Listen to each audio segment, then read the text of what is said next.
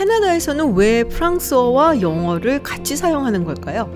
오늘은 캐나다로 떠나보겠습니다.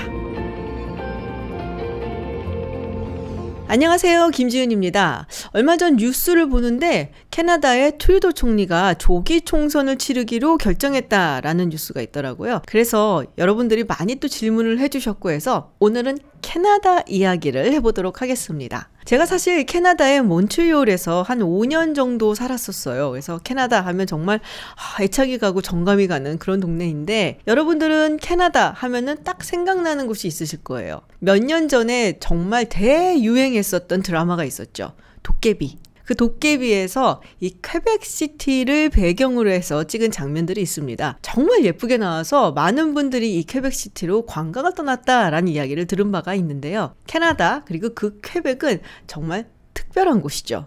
그리고 말씀드렸던 것처럼 캐나다에는 불어를 사용하는 사람들이 많이 몰려 사는 이 퀘벡이 있고요. 그리고 그 외의 캐나다 지역은 Rest of Canada, ROC라고 이야기를 해서 영어권으로 분류가 됩니다. 자, 그러면 캐나다는 어떻게 시작이 되었는지 잠깐 그 부분을 설명을 해야 될 것 같아요. 캐나다에 처음 도착한 사람들은 바이킹이었다, 또 스페인 사람들이었다 라고 이야기들을 하는데요. 거기서 정착을 하고 살기 시작한 것은 프랑스 사람들이었죠. 프랑스의 프랑스와 1세가 16세기에 작 갸티에라는 인물을 보냅니다. 그래서 이 탐험가를 무려 3번에 걸쳐서 이 북미 대륙을 탐험을 하게 해요. 캐나다라는 국가 이름이 바로 그때 나왔다라고 하는데요. 이 갸티에가 이쪽에 와서 원주민인 이로코이족을 만나게 됩니다. 그러면서 여기가 어디냐? 라고 물어본 거예요. 그랬더니 이 이로코이 원주민이 여기는 카나타라고 이야기를 합니다. 근데 이 카나타가 이로코이 말로 마을이라는 뜻이었다고 해요. 근데 이제 그 얘기를 듣고 이 갸티에는 여기는 카나타구나. 그래서 그 이후로 이제 여기가 캐나다라고 이름이 지어졌다라고 합니다. 몬트리올에 있는 캐나다의 아이스하키 팀 이름이 몬트리올 카네디언스예요. 그래서 제가 퀘벡 친구한테 야, 너희는 캐나다에서 분리 독립하겠다고 맨날 그러면서 왜 하키팀 이름을 캐네디언스라고 졌냐? 라고 물어봤더니 무슨 소리냐? 우리가 원래 원조 까나디앙이다 라고 이야기들을 하더라고요. 그래서 그 스토리가 사실은 갸티에가 와서 카나타라는 이름을 듣고 카나다가 되었다라는 스토리에 기인한다고 볼 수 있습니다. 그 이후의 이야기를 조금 짧게 정리를 하자면 17세기 초반에 사뮤엘 샹플랭이라는 인물이 이 생로랑가를 따라가면서 이 퀘벡시티 지역에서 원주민들과 모피 교육을 하고 그곳에서 정착을 하고 그리고 마을을 만들었다고 하죠. 그래서 그 퀘벡 지역을 프랑스가 점령을 하게 됩니다. 그래서 그 당시에 이 누베 프랑스라고 해서 사실은 이 퀘벡 지역을 포함을 해서 쭉 멕시코만까지 정말 거대한 영토를 프랑스가 가지고 있었죠. 그리고 허슨베이의 북서쪽을 가지고 있던 영국과 이 프랑스가 오하이오강 중심으로 해서 전쟁을 벌이게 됩니다. 그게 바로 7년 전쟁 혹은 프렌치 인디안 전쟁이라고 이야기를 합니다. 이 사실은 프랑스하고 영국하고 싸운 거고, 인디안들은 이제 부족끼리 갈라져서 프랑스 편을 든 부족 그리고 영국 편을 든 부족 이렇게 싸운 건데, 프렌치 인디안 전쟁이라고 하니까 마치 프랑스 사람들과 인디안들이 이제 전쟁을 한 것 같은 그런 착각을 일으키게 하죠. 당시에 퀘벡시티를 중심으로 해서 정말 결사항전을 펼쳤는데요. 결국 퀘벡 지역은 영국에게 파리 조약을 거쳐서 할양이 됩니다. 그 이후로부터 영국이 이 지역을 가지게 되는 것이죠. 사실 퀘벡 지역에서는 그럭저럭 자기들만의 문화를 가지고 살 수가 있었어요. 물론 영국에서 처음에는 영국식으로 동화를 시키고 좀 강압적인 정책을 했었는데, 이게 1774년 퀘벡 액트를 통과를 시키면서 퀘벡 지역 안에서는 프랑스말을 쓸 수도 있고, 그리고 자신들의 종교인 캐톨릭을 믿어도 된다라고 허용을 하게 되죠. 영국이 굳이 마음이 좋아서라기보다 그 당시 미국에서 불붙고 있던 독립전쟁의 불씨가 여기까지 올라올까봐 선제적으로 조치를 취했다라고 볼 수가 있습니다. 그리고 미국에서 독립전쟁이 끝나면서 영국 편을 들었었던 왕당파들이 캐나다 쪽으로 도망을 오게 됩니다. 그래서 한 9,000명, 10,000명에 가까운 사람들이 이 퀘벡과 현재 온타리오 지역 쪽으로 도망을 와서 정착을 하게 되고, 그러다 보니까 점점 더 캐나다는 영국 쪽으로 변해가게 되죠. 지금 현재도 캐나다에서 쓰는 영어는 미국 영어와 스펠링이 조금 다르죠. 예를 들어서 미국 같은 경우 favor를 favor로 쓴다면 캐나다에서는 favor 해서 영국식으로 스펠링을 바꿔서 쓰기도 합니다.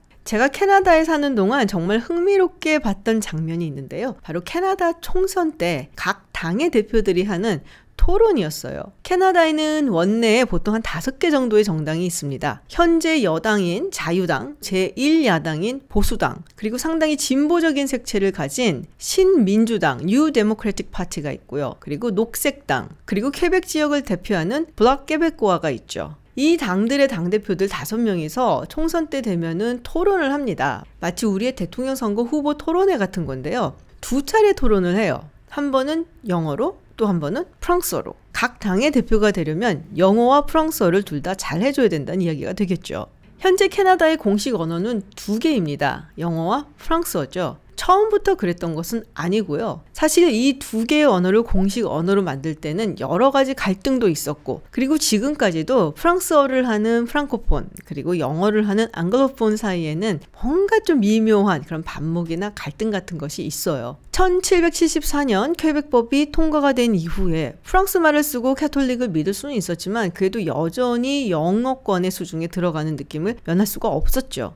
그 당시에는 어퍼 캐나다 그리고 로어 캐나다로 분리가 되어 있었는데요. 현재의 온타리오 지역이 어퍼 캐나다, 그리고 퀘벡 지역이 로어 캐나다였습니다. 1837년 그리고 1838년 이 두 지역 모두에서 영국에 저항하는 봉기가 일어납니다. 그래서 영국 정부에서는 도대체 무슨 일이 벌어지고 있길래 이런지 한번 알아봐라 하고 더럼 백작을 조사하라고 보내요. 그래서 캐나다에서 이 더럼 백작이 조사를 쭉 한 다음에 보고서를 만드는데 이것을 더럼 리포트라고 이야기를 합니다. 그래서 거기는 어떤 내용이 적혀져 있냐면 캐나다계가 이렇게 나뉘어져 있어서 이대로 가다가는 캐나다란 나라가 존속할 수가 없다라는 것입니다. 그래서 공식 언어를 영어로 통합을 하고 또 영국식의 시스템을 적용을 시키고 그리고 그 정부에게 자치권을 줘서 책임 있는 정부가 세워지도록 해야 한다라는 요지의 보고서를 만들어요. 그리고 이 보고서에 기반을 해서 1841년 유니언 액트가 만들어집니다. 이 법안에 따르면 어퍼 캐나다와 로어 캐나다를 통합을 하고 그리고 언어를 영어로 통합을 하자는 내용이었죠. 당연히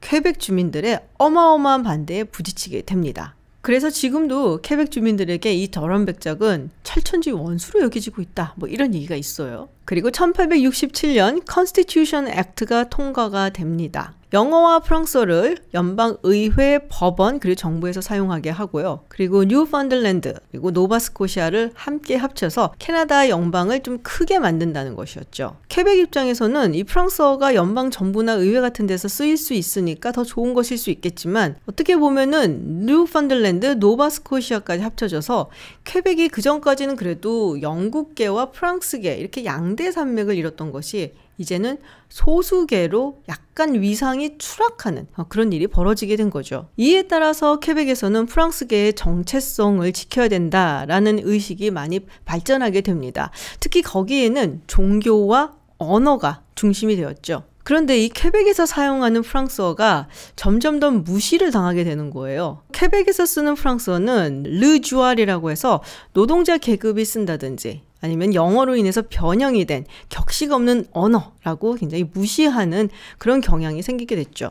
그렇게 한참의 시간이 흐르고 1960년대에 퀘벡에서 큰 변화가 일어나게 됩니다. 바로 조용한 혁명, Quiet Revolution이 일어나게 되는데요. 예전에 영어권에 저항을 하기 위해서 퀘벡 사람들이 지켰던 것이 프랑스어, 그리고 또 하나 종교였죠. 그래서 이 카톨릭을 중심으로 해서 이 프랑스 사람들이 정체성을 지켜야 된다라는 이야기를 하고 그래서 카톨릭의 오래된 관습들이 이 퀘벡 사회를 지배를 하고 있었어요. 그래서 따지고 보면은 이 퀘벡이 전근대적인 방식을 상당히 오랫동안 유지를 했다라고 볼 수가 있고 그것이 변하기 시작한 것이 바로 1960년대의 Quiet Revolution, 바로 조용한 혁명입니다. 그때까지 카톨릭 교회에서 가지고 있었던 교육이나 의료에 대한 정책 권한을 주정부에서 가지고 와서 행사를 하게 되죠. 특히 주정부는 교육 부분을 상당히 강조를 했습니다. 프랑스어를 교육하는 것은 물론이고 기본적인 교육 수준을 높여야 된다라고 생각을 했던 거죠. 그 당시만 하더라도 퀘벡에서는 청소년의 50%가 15살이 될 때쯤에는 모두 학교를 그만두었다라고 하죠.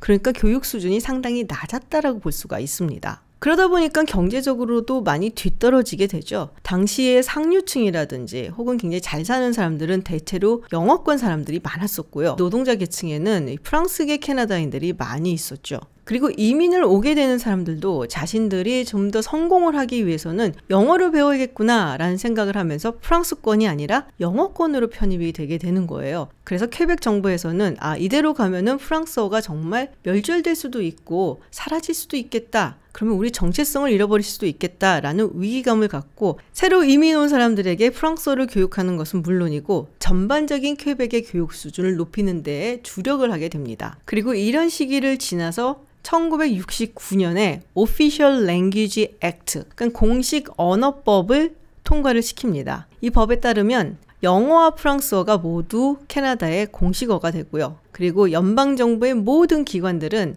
요구하는 민원인의 요청에 따라서 영어나 프랑스어로 서비스를 제공해야 된다라는 것입니다. 이 법에 따라서 캐나다 사람들이 모두 영어, 프랑스어를 잘해야 된다 이것은 아니고요. 다만 연방정부 차원에서는 영어와 프랑스어가 모두 제공돼야 된다는 이야기죠. 그리고 이 법을 통과시킨 사람이 현재의 저스틴 트루도 총리의 아버지인 피에르 엘리엇 트루도 총리입니다. 사실 이 피에르 트루도 총리에 대해서는 좀 나이가 있으신 분들 외에는 아는 분들이 거의 없으실 거예요. 그런데 캐나다에서는 거의 전설적인 정치인으로 남아있어요. 트루도 총리가 처음 총리에 취임을 했을 때 많은 사람들이 어우 잘생겼다 이런 생각을 했었는데 아버지인 피에르 트루도 총리도 엄청나게 인기가 많았다고 합니다. 사실 생긴 것만 보면은 저스틴 총리가 좀 더 잘생기지 않았나 할 수가 있는데 이 피에르 트루도 총리는 생긴 것도 생긴 거지만 정말로 카리스마가 철철 넘치는 인물이었다라는 얘기들을 많이 했죠. 피에르 트루도 총리가 이 공식 언어법을 통과를 시킬 때는 반대하는 사람들이 꽤 많았다고 해요. 우리가 굳이 왜 프랑스어까지 배워야 하느냐? 라는 이야기서부터 시작을 해서 세금을 들여서 프랑스어 교육까지 해야 되냐 이런 식의 반발이 많았는데 현재는 많은 캐나다 사람들이 두 개의 언어를 하는 것에 대해서 매우 긍정적으로 받아들이고 있다고 해요. 2016년도의 여론조사에 따르면 96%의 캐나다인들이 연방정부 서비스가 영어, 프랑스어 두 개의 언어로 제공이 돼야 된다라고 이야기를 했고요. 또 88%의 캐나다인들이 이 Official Language Act에 대해서 긍정적인 평가를 했다고 합니다. 그리고 86%의 캐나다인들이 캐나다 총리라면 두 개의 언어를 모두 구사할 수 있어야 된다. 라고 응답을 했다고 하는데요. 사실 이 트루도 총리 이전에 스티븐 하퍼 총리 같은 경우는 원래 총리가 되기 이전에는 이 바이링걸리즘에 대해서 굉장히 비판적이었어요. 그래서 왜 우리가 세금까지 내가면서 이 두 가지 언어를 꼭 습득해야 된다고 주장을 하는 것이냐라고 이야기를 했는데 일단 총리가 되고 나서 프랑스어를 엄청나게 열심히 공부를 했다고 합니다. 우리가 퀘벡 이야기를 할 때마다 생각나는 것이 있죠. 거기 분리독립 주장하지 않나요? 네, 퀘벡이 1980년 그리고 1995년 두 차례에 걸쳐서 분리 독립에 관한 주민투표를 실시한 바가 있습니다. 물론 두 번 다 부결이 됐죠. 그런데 1995년에 있었던 주민투표에서는 정말로 근소한 차이로 부결이 됐어요. 이 표 차이가 55,000표밖에 되지 않았습니다. 근데 현재는 분리독립 의지가 많이 꺾인 것 같기는 해요. 여론조사에 따르면 지금 현재 분리독립에 반대하는 사람들이 54% 정도 되고 그리고 찬성하는 사람들이 한 36% 정도밖에 되지 않는다고 합니다. 특히나 젊은 세대 같은 경우는 이 분리독립에 대해서 찬성하는 비율이 26%밖에 되지 않는다고 하니까 앞으로 시간이 지나면 지날수록 퀘벡 독립에 대한 꿈이나 염원은 더 잦아들지 않을까라는 생각이 들어요.